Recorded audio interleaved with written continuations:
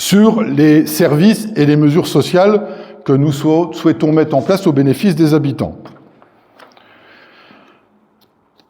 Alors, moi, je suis effaré de voir qu'on a acté sur les 12 dernières années le principe qu'on faisait un accueil des nouveaux arrivants sur la commune et que, concrètement, il n'y en a pas.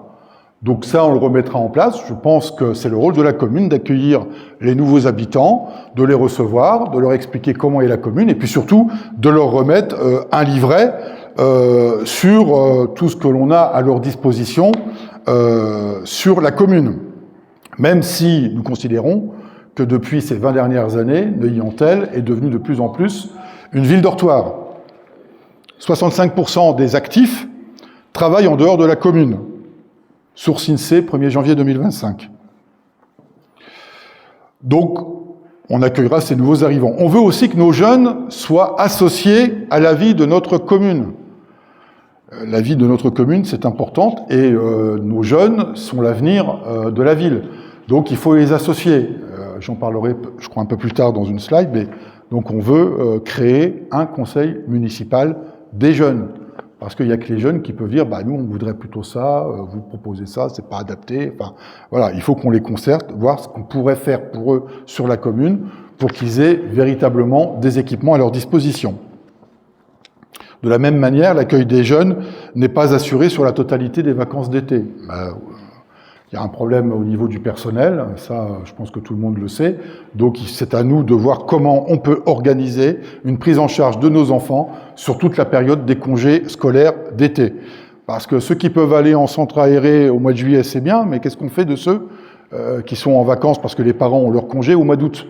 On en fait quoi des gamins? Donc il faut qu'on puisse trouver des solutions pour les familles. On porte une attention aussi très forte sur la situation économique de notre commune, c'est-à-dire les commerces. Tout le monde l'a constaté, sur les 20 dernières années, on a perdu une boulangerie, un point presse, 2 banques, un magasin de jouets, un magasin de matériel médical, un restaurant, un magasin de vêtements, un magasin de bricolage. Pour ceux qui n'ont pas connu, rue Driard, on avait un point P, il y a une vingtaine d'années, notamment. Je ne donne pas les raisons pour lesquelles tel ou tel commerce a fermé.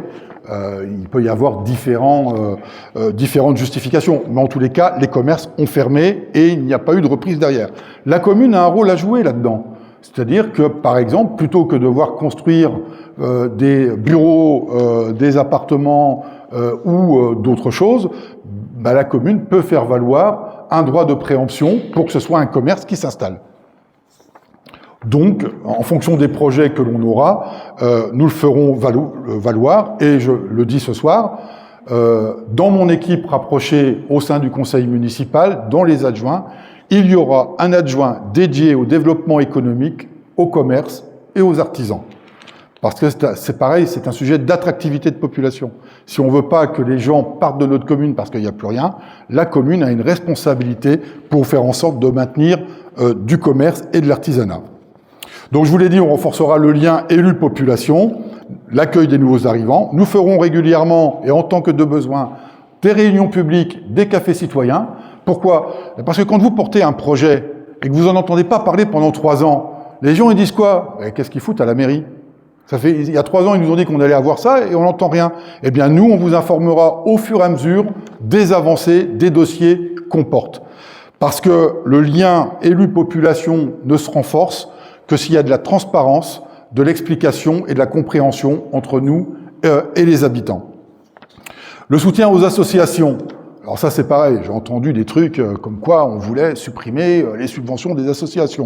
Bon, moi, j'ai été président d'association, je le suis encore, donc je ne vais pas aller dire aujourd'hui qu'on va supprimer les aides aux associations. Donc on maintiendra les aides aux associations. Je l'ai dit tout à l'heure, les associations, fait partie du poumon de la vie d'une commune, comme les commerces et les artisans.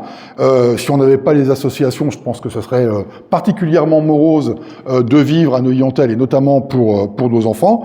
Donc les associations, elles existent, elles doivent être soutenues, elles doivent être accompagnées, et elles doivent être renforcées dans leur action. Donc on encouragera la création de nouvelles associations. On a déjà des habitants qui nous ont contactés parce qu'ils sont étonnés que depuis des années, on n'ait pas un club de foot à Neuilly. Si les gens sont prêts à constituer une association de foot à Neuilly, on les accompagnera, on les aidera. C'est le rôle aussi de la commune. Le mieux vivre ensemble aussi, c'est se réunir, c'est d'être tous ensemble à des moments festifs pour pouvoir partager un moment d'échange. Moi, je suis effaré de voir depuis 20 ans qu'on n'a plus de 14 juillet à Neuilly-en-Thelle. C'est la seule commune du secteur qui ne fait pas un feu d'artifice le soir du 13 juillet. Bonsoir. Donc on réinstaurera, parce que ça existait avant, le 14 juillet, ça existait, mais il y a très longtemps, mais ça existait. Donc on réinstaurera le 14 juillet à Neuilly-en-Thelle. Et nous aménagerons de nouveaux espaces de loisirs. Je ne vais pas rentrer dans le détail, mais tous ces projets-là, nous les avons étudiés avec des professionnels de chaque secteur lorsque nous nous sommes rendus au Salon des maires en novembre 2025. Je pense notamment aux espaces dédiés à nos jeunes. Mais je ne vais pas vous donner des exemples parce que je vais dire, tiens, on va faire un skatepark. Ouais, mais les gamins, c'est peut-être pas ce qu'ils veulent peut-être autre chose. D'où le conseil municipal des jeunes, on concertera les enfants pour savoir ce qu'ils attendent de leurs élus en termes d'équipement et d'occupation. Parce que je préfère avoir un gamin qui est sur un skatepark ou autre chose que de le voir traîner dans les rues de Neuilly avec le risque de faire des bêtises.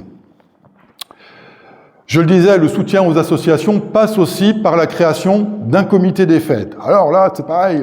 On dit, ouais, création d'un comité des fêtes, ça va prendre le travail des assos, c'est la mort. Pas du tout, c'est pas la mort des associations.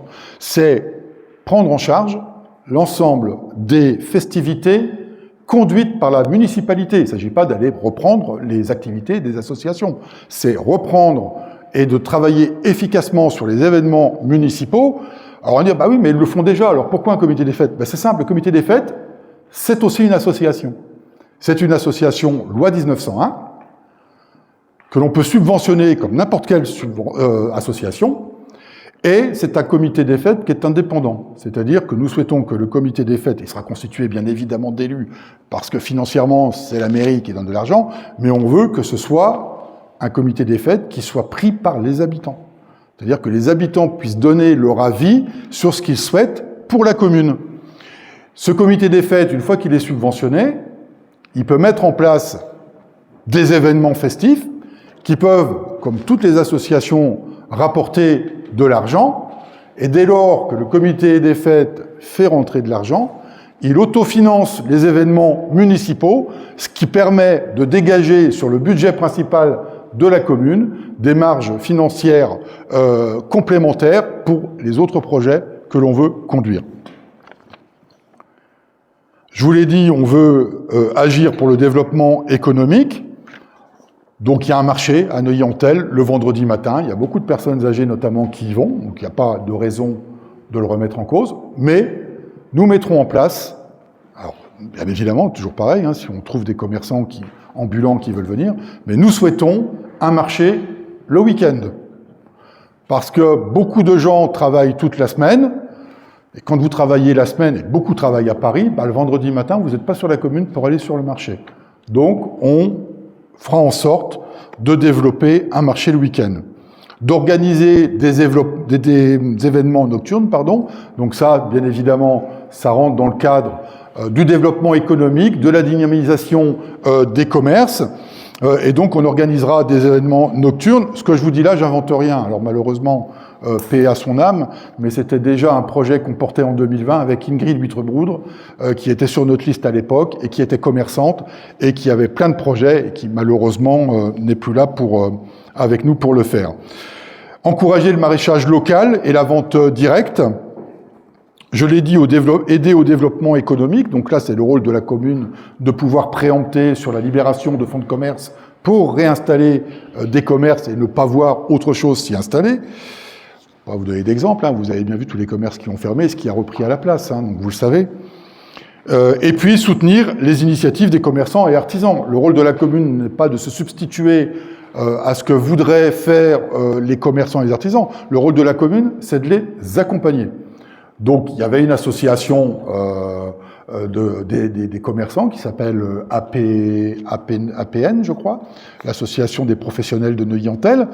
Eh bien, j'espère que avec l'aide de la commune, on arrivera à redynamiser pour pouvoir mettre en place des événements. On pense notamment à des semaines ou à des quinzaines commerciales, par exemple, comme ça se pratiquait il y a quelques années et qui est peut-être tombé en désuétude, mais pourquoi ne pas essayer de réinstaurer ce principe de quinzaine commerciale et autres. Tout ça, ce sont des idées des commerçants, c'est pas moi qui l'invente. Alors, naturellement, je tiens à le dire, on ne fera pas sans concertation. Tout se fera, quel que soit le sujet, dans une totale concertation. Le développement économique, le soutien aux artisans, aux commerçants, on les réunira et on verra avec eux ce qu'ils attendent du soutien des élus. Les jeunes, c'est pareil. Les professionnels de santé, c'est pareil. Il n'est pas question de décider arbitrairement sans consulter les principaux intéressés. Et naturellement, de manière plus générale, dans ce que je vous ai dit tout à l'heure, les habitants, par des réunions publiques et des cafés citoyens, notamment, ou toute autre forme de rendez-vous. Je dirais, peu importe la forme, le principal, c'est qu'on puisse échanger et vous expliquer ce que l'on fait au fur et à mesure. Sur la jeunesse et la petite enfance, bon, j'ai déjà abordé tout à l'heure le sujet, la faisabilité d'accueillir nos jeunes tout l'été au centre de loisirs, structurer une politique jeunesse visible, donc ça c'est bien évidemment le conseil municipal des jeunes, et notamment la création d'une maison des jeunes, et puis de vérifier si les offres existantes en matière de garde d'enfants répondent aux besoins de la population, et le cas échéant, accompagner et soutenir la mise en place de solutions. Ça veut dire quoi? Dans mon équipe, j'ai une secrétaire d'une association d'assistantes maternelles, Corinne Cuffel, qui est donc secrétaire de l'association des Petites Bouilles, une association de Chambly. Eh bien, je sais pas moi, mais si on a un problème d'offre de garde d'enfants, on peut peut-être réunir l'ensemble des nounous, puis voir avec elle comment on peut apporter des solutions en matière de garde d'enfants. Et surtout, ne pas avoir une initiative municipale concurrentielle, je dis bien concurrentielle, au travail des nounous sur la commune. Parce que le but, c'est pas de créer un service pour en supprimer un autre. Le but, c'est de permettre aux familles d'avoir une offre de garde d'enfants à la hauteur de ce qu'ils attendent. Est-ce qu'il est normal? Alors, on l'a fait, nous, on l'a voté favorablement au conseil municipal parce que, à défaut, il faut bien trouver des solutions. Bah, je sais pas, moi, est-ce qu'il est normal qu'on réserve 6 berceaux à Belle-Église pour les bébés? Est-ce qu'on peut pas avoir des services dédiés à Neuilly-en-Thelle sur le sujet? Alors moi, je sais pas, je suis pas spécialiste de la petite enfance. C'est pour ça que je vous disais tout à l'heure, on travaille en équipe. Moi, j'ai pas la science infuse. On a des spécialistes dans notre équipe sur tous les sujets. Et fort heureusement, c'est le meilleur moyen de pouvoir appréhender les demandes de la population et de les traiter au mieux. De la même manière, pour les seniors, développer des services à la personne. On a quelques idées, notamment le système de navette pour les rendez-vous médicaux ou pour faire les courses, parce qu'on a la Telloise qui met en place le pastel, vous connaissez tous, mais le pastel, vous le savez, c'est dans des créneaux horaires déterminés, passer certains créneaux horaires. Alors vous pouvez réserver à la demande, vous pouvez le faire à la demande, mais avoir un service communal à disposition de la population pour pouvoir, des personnes âgées qui ont besoin de faire leurs courses, qui ne peuvent pas le faire d'elles-mêmes, je suis pas sûr que le pastel, il va poser le bus et va aider la mamie ou le papy à prendre le caddie, par exemple, pour les courses. Donc il faut qu'on étudie tout cela, mais on doit apporter une véritable offre à nos aînés. Renforcer les liens intergénérationnels. Alors moi, je porte depuis que je suis élu une idée, c'est qu'aujourd'hui, ça se fait un peu partout, on ne fait pas suffisamment, je trouve, enfin, c'est pas qu'on ne fait pas, c'est qu'il n'y en a pas, de rencontres jeunes aînés. Moi, je pense que ce serait structurant, que ce serait bien de renforcer ce lien entre les jeunes et les aînés par des rendez-vous, ça peut se faire dans la salle des fêtes, par exemple, pour que les jeunes rencontrent des aînés, qui leur racontent leur vie, ce qu'ils ont pu vivre, et d'échanger des choses qu'ils pourraient avoir en commun. C'est un exemple, certainement parmi d'autres, mais celui-là, je pense qu'il est pragmatique. Et puis, honnêtement, comme beaucoup des propositions que l'on a, en dehors de la santé et de la police municipale, il y a beaucoup de sujets qui coûtent pas grand-chose pour la commune. Très honnêtement, on peut mettre en place des choses qui ne sont pas lourdes financièrement à porter.